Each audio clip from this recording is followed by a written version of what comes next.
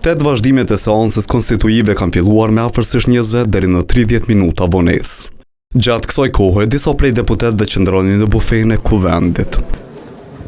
Megjithëse nuk dihet edhe për sa do zgjas ngërçi, së shpejti pritet që të zgjedhurit e popullit ta kenë edhe një hapësirë për ta kaluar kohën, pasi ky institucion ka filluar procedurën për projektimin e bibliotekës.